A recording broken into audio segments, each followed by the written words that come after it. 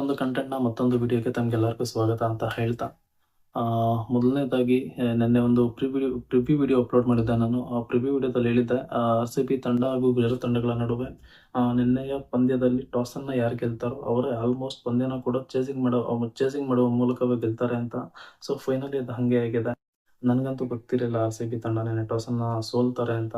RCB ತಂಡ ಟಾಸನ್ನು ಗೆದ್ದಿದ್ರೆ ಫಲಿತಾಂಶನೇ ಬೇರೆ ಆಗಿರ್ತಿತ್ತು ಅಂತ ನನಗನ್ನಿಸ್ತಾ ಇದೆ. ಸೊ ಅದಾದ್ಮೇಲೆ ಮೊದಲಿಗೆ ಟಾಸನ್ನು ಸೋತಂತಹ RCB ತಂಡ ಬ್ಯಾಟಿಂಗ್ ಆಡೋಕ್ಕೆ ಅಂತ ಬರ್ತಾರೆ. ಜೇಕಬ್ ಬೆಥೆಲ್ ಅವರು ಒಂದಷ್ಟು ವೇಗದಲ್ಲಿ ಹೋಗ್ತಾರೆ. ಅಂದರೆ ಅವ್ರ ಕಡೆಯಿಂದ ಬ್ಯಾಟಿಂಗ್ ಅಷ್ಟೊಂದು ಚೆನ್ನಾಗಿ ಬರ್ತಾ ಇಲ್ಲ. ನೆನ್ನೆನೂ ಸೇರಿಕೊಂಡ್ರೆ ಮೂರನೇ ಮ್ಯಾಚಲ್ಲಿ ಅವ್ರ ಕಡೆಯಿಂದ ನಿರೀಕ್ಷಿತವಾದಂತಹ ಒಂದು ಪ್ರದರ್ಶನ ಬರ್ತಾ ಇಲ್ಲ.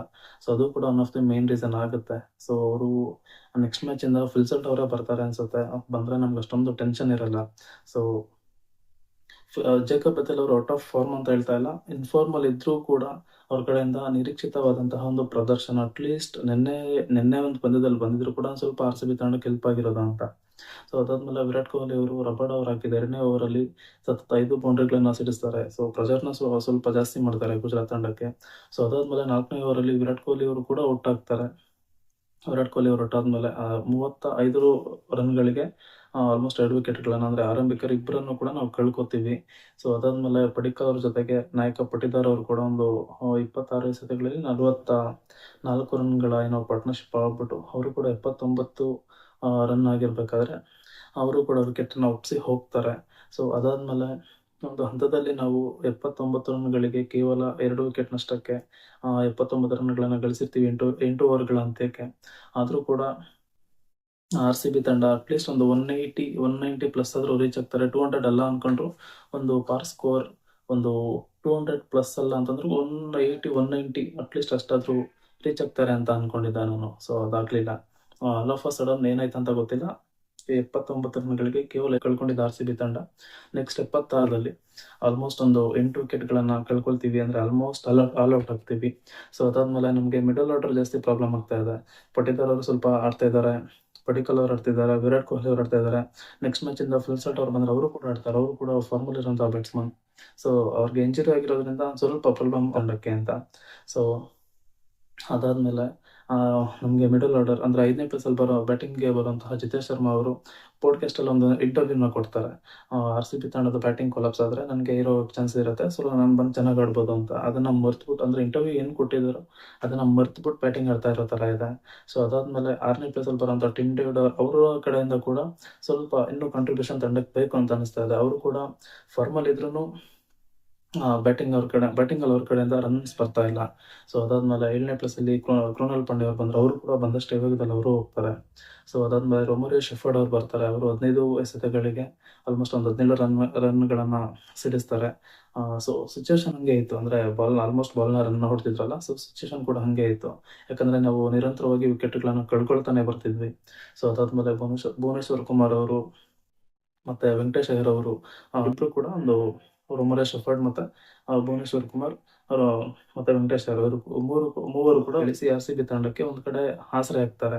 ಸೊ RCB ತಂಡ 19.2 ಓವರ್ಗೆ RCB ತಂಡ ತನ್ನೆಲ್ಲ ವಿಕೆಟ್ಗಳನ್ನು ಕಳ್ಕೊಂಡು ಸೊ 155 ಔಟ್ ಆಗ್ತಾರೆ. 156 ರನ್ಗಳ ಟಾರ್ಗೆಟ್ ಇರುತ್ತೆ. ಸೊ ನನ್ನೇ ಒಂದು ಪಂದ್ಯನ ನಾನು ನೋಡ್ತಾ ಇರಬೇಕಾದ್ರೆ 2016ರ IPL ಫೈನಲ್ ನನಗೆ ನೆನಪು ಬರ್ತಾ ಇತ್ತು. ಏನಕ್ಕೆಂದರೆ SRH ತಂಡ ಫೈನಲ್ಗೆ RCB ಮತ್ತು SRH ತಂಡ ಕ್ವಾಲಿಫೈ ಆಗಿರ್ತಾರೆ. ಸೊ ಆ ಒಂದು ಪಂದ್ಯದಲ್ಲಿ RCB ತಂಡಕ್ಕೆ 208 ರನ್ಗಳ ಒಂದು ಟಾರ್ಗೆಟ್ ಕೊಟ್ಟಿರ್ತಾರೆ. ಆದರೂ ಮತ್ತು ವಿರಾಟ್ ಕೊಹ್ಲಿ ಅವರು ಒಂದು ಅದ್ಭುತ ಆರಂಭನ ಒದಗಿಸಿರ್ತಾರೆ.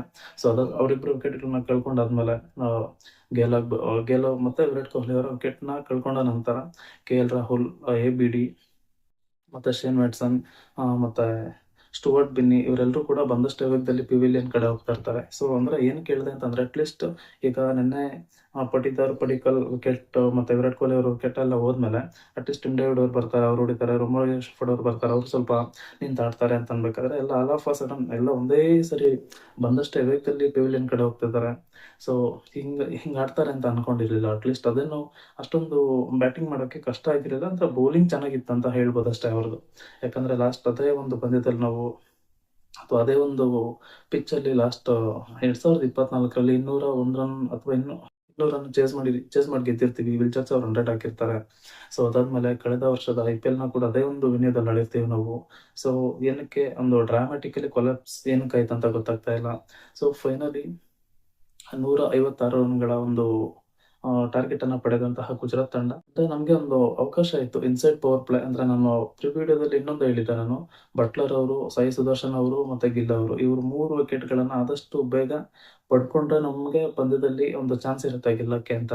ಅಟ್‌ಲೀಸ್ಟ್ ಒಂದು 30-40 ರನ್ ಆಗೋಷ್ಟ್ರೊಳಗಡೆ ಅವರ 3 ವಿಕೆಟ್‌ಗಳನ್ನ ಪಡೆದಿದ್ರೆ ನಮ್ಗೊಂದು ಅವಕಾಶ ಇತ್ತು. ಏನಕ್ಕಂದ್ರೆ ಅದಾದ್ಮೇಲೆ ಅಷ್ಟೊಂದು ಬ್ಯಾಟಿಂಗ್ ಇಲ್ಲ ಅವ್ರದ್ದು.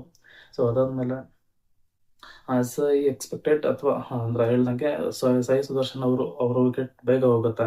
ಸೊ ಶುಭ್ಮನ್ ಗಿಲ್ ಅವರು 18 ಎಸೆತಗಳಲ್ಲಿ 43 ಅಥವಾ 44 ರನ್ ಹೊಡೆದು ಭುವನೇಶ್ವರ್ ಕುಮಾರ್ ಅವರಿಗೆ ವಿಕೆಟ್ ಅನ್ನ ಕೊಟ್ಟು ಅವರು ಕೂಡ ಹೋಗ್ತಾರೆ. ಸೊ ಜೋಸ್ ಬಟ್ಲರ್ ಅವರು ಕೂಡ ಅಂದ್ರೆ ಸ್ವಿಂಗ್ ಮಾಡುವ ಮೂಲಕ ಅಂದ್ರೆ ಜೋಸ್ ಬಟ್ಲರ್ ಅವರು ಬ್ಯಾಟಿಂಗ್ ಆಡ್ತಾ ಇರ್ಬೇಕಾದ್ರೆ ಬೋಲ್ಡ್ ಮಾಡುವ ಮೂಲಕ ಟಾಪ್ 3 ವಿಕೆಟ್ಸ್ ಅನ್ನ ಭುವನೇಶ್ವರ್ ಕುಮಾರ್ ಅವರೇ ತಗೋತಾರೆ. ಸೊ ಇದಾದ್ಮೇಲೆ ಬ್ಯಾಟಿಂಗ್ ಬಂದಂತಹ ಜೇಸನ್ ಹೋಲ್ಡರ್ ಆಗ್ಬೋದು, ಅವ್ರ ಕಡೆಯಿಂದ 10ರಿಂದ 12 ರನ್ ಅವ್ರು ಹೊಡಿತಾರೆ. ಸೊ ಅದಾದ್ಮೇಲೆ ಈ ಸೀಸನ್ ಅಲ್ಲಿ ಔಟ್ ಆಫ್ ಫಾರ್ಮ್ ಅಲ್ಲಿರುವಂತಹ ಶಾರುಖ್ ಖಾನ್ ಅವರು ಅವ್ರ ಕಡೆಯಿಂದ ಅಷ್ಟೊಂದೇನು ಕಾಂಟ್ರಿಬ್ಯೂಷನ್ ತಂಡಕ್ಕೆ ಸಿಗ್ತಾ ಇಲ್ಲ. ಅಂದ್ರೆ ಹಿಂಗ್ ಬಂದ್ರು ಹಿಂಗ್ ಹೋದ್ರು ಅವರು.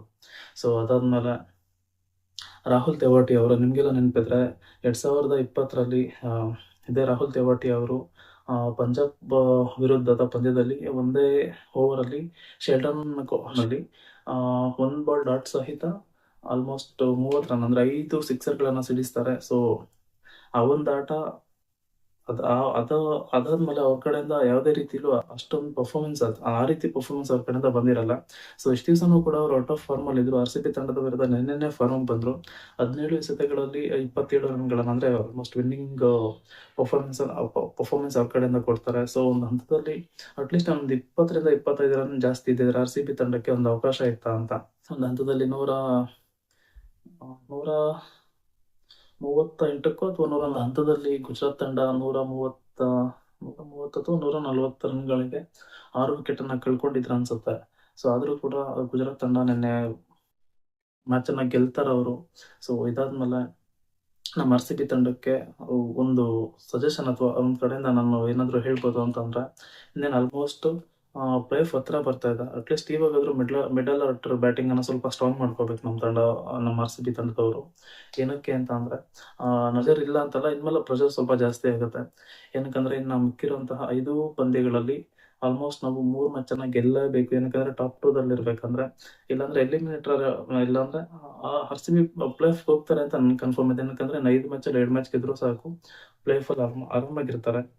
ನಾವೇನಾದ್ರೂ ಟಾಪ್ 2 ಅಲ್ಲಿ ಇದ್ರೆ ನಮ್ಗೆ ಮತ್ತೊಂದು ಕ್ವಾಲಿಫೈಯರ್ ಅನ್ನೋ ಅವಕಾಶ ಸಿಗುತ್ತೆ. ಲಾಸ್ಟ್ ವರ್ಷ ಕೂಡ ಹಂಗೇನೆ ನಾವು ಅಂದ್ರೆ LSG ತಂಡದ ವಿರುದ್ಧ 227 ಅಥವಾ 228 ರನ್ನ ಚೇಸ್ ಮಾಡುವ ಮೂಲಕ ಟಾಪ್ 2 ಅಲ್ಲೇ ಇದ್ವಿ. ಮತ್ತೆ ಫೈನಲ್‌ಗೂ ಹೋದ್ವಿ, ಚಾಂಪಿಯನ್ಸ್ ಕೂಡ ಆದ್ವಿ. ಬಟ್ ಈ ಸರಿ RCB ತಂಡದಲ್ಲಿ ಅಂದ್ರೆ ಚೆನ್ನಾಗಿ ಆಡ್ತಾ ಇದಾರೆ, ಇಲ್ಲ ಅಂತಲ್ಲ. ನಮ್ ಕಡೆಯಿಂದ ಅಂದ್ರೆ ಒಂದು ಬ್ಯಾಟಿಂಗ್ ಇನ್ನೊಂದ್ ಸ್ವಲ್ಪ ಸ್ಟ್ರಾಂಗ್ ಆದ್ರೆ ಒಳ್ಳೇದು ನಮ್ಗೇನೆ. ಸೊ ಇದಾದ್ಮೇಲೆ ನಮ್ಮ ಬೌಲಿಂಗ್ ಕೂಡ ಅಂದ್ರೆ ಭುವನೇಶ್ವರ್ ಕುಮಾರ್ ಅವ್ರಿಗೆ ಒಂದ್ ಸ್ವಲ್ಪ ಯಾರಾದ್ರೂ ಇನ್ನೊಂದ್ ಎಂಡಿಂದ ಸಾಥ್ ಕೊಟ್ಟಿದ್ರೆ ಅಂದ್ರೆ ಜೋಶ್ ಹಜಾರ್ವುಡ್ ಅವರು ಲಾಸ್ಟ್ ಮ್ಯಾಚ್ ಅಲ್ಲಿ 24 ಓವರ್ ಅವರು ಒಂದು ಕೋಟಾದಲ್ಲಿ 4 ವಿಕೆಟ್ ನ ಪಡೆದು 12 ರನ್ ಮಾತ್ರ ಕನ್ಸಿಡರ್ ಮಾಡಿರ್ತಾರೆ. ನೆನ್ನೆ ಹಾಕಿದ್ದ ಒಂದು ಫಸ್ಟ್ ಓವರ್ ಅಲ್ಲೇನೆ ಆಲ್ಮೋಸ್ಟ್ 24 ರನ್ ಇದ್ ಮಾಡ್ತಾರೆ. ಸೊ ನೆನ್ನೆ ಅಟ್ಲೀಸ್ಟ್ ಭುವನೇಶ್ವರ್ ಕುಮಾರ್ ಅವರಿಗೆ ಒಬ್ರು ಸಾಥ್ ಕೊಟ್ಟಿದ್ರೆ ಪಂದ್ಯದ ಚಿತ್ರಣನೇ ಬೇರೆ ಆಗಿರೋದಾ ಅಂತ. ಸೊ ಓಕೆ, ಎನಿಹೌ RCB ತಂಡ ಸೋತಿದ್ದಾರೆ, ಏನು ಮಾಡಕ್ಕಾಗಲ್ಲ. ಕಮ್ ಬ್ಯಾಕ್ ಮಾಡ್ತಾರೆ ಅಂತ ಒಂದು ಇದೆ. ನೋಡೋಣ ಏನಾಗುತ್ತೆ ಅಂತ. ಆಮೇಲೆ RCB ತಂಡ ಇನ್ನೊಂದಷ್ಟು ಚೇಂಜಸ್ ಮಾಡ್ಕೊಂಡ್ರೆ ಒಳ್ಳೇದಂತ. ಅಂದ್ರೆ ನೆಕ್ಸ್ಟ್ ಮ್ಯಾಚ್‌ಗೆ ಫಿಲ್ಸಟ್ ಅವರೇ ಬರ್ತಾರೆ. ಬಂದ್ರೆ ಅವರು ಕೂಡ ಒಂದು ಒಳ್ಳೆ ಫಾರ್ಮ್ ಅಲ್ಲಿ ಇದ್ದಾರೆ ಕೂಡ. ನೋಡೋಣ ಏನಾಗುತ್ತೆ ಅಂತ. ಸೊ ಇದಾದ್ಮೇಲೆ ಗುಜರಾತ್ ತಂಡ ನಿನ್ನೆ ಒಂದು ಬೌಲಿಂಗ್ ಟಾಪ್ ನಾಚ್ ಅಲ್ಲಿ ಇತ್ತು. ಅಂದ್ರೆ ಚೆನ್ನಾಗಿ ಹಾಕಿದ್ರು ಬೌಲಿಂಗ್ ನಿನ್ನೆ. ಸೊ ಅದಾದ್ಮೇಲೆ ನೋಡೋಣ ಏನಾಗುತ್ತೆ RCB ಕಡೆಯಿಂದ ಎಲ್ಲ ಏನೇನಾಗ್ಬೋದು ಅಂತ. ಸುರೇಶ್ ಶರ್ಮಾ ಅವರು ಕೂಡ ಅಂದ್ರೆ ಲಾಸ್ಟ್ ಮ್ಯಾಚ್ ಅಲ್ಲಿ 4 ಓವರ್ ಹಾಕ್ಬಿಟ್ಟು 7 ರನ್‌ಗಳನ್ನ ಮಾತ್ರ ಅಂದ್ರೆ ಇನ್ಕ್ಲೂಡ್ ಒಂದು ವಿಕೆಟ್ ನ ಕೂಡ ಪಡೆದಿರ್ತಾರೆ. ಸೊ ನಿನ್ನೆ ಒಂದು ಪಂದ್ಯದಲ್ಲಿ 3 ಪಾಯಿಂಟ್ ಅಂದ್ರೆ 4 ಓವರ್‌ಗಳಿಗೆ 44 ರನ್‌ಗಳನ್ನೇ ಬಿಟ್ಕೊಡ್ತಾರೆ. ಸೊ ಅದು ಕೂಡ ಒಂದ್ ಕಡೆ RCB ತಂಡಕ್ಕೆ ಪ್ರಾಬ್ಲಮ್ ಆಯ್ತು. ಸೊ ನೋಡೋಣ ನಮ್ಮ RCB ತಂಡ ಅಟ್ಲೀಸ್ಟ್ ಟಾಪ್ ಟೂಗೆ ಹೋಗ್ತಾರಾ, ಏನು ಮಾಡ್ತಾರೆ ಅಂತ ನೋಡೋಣ.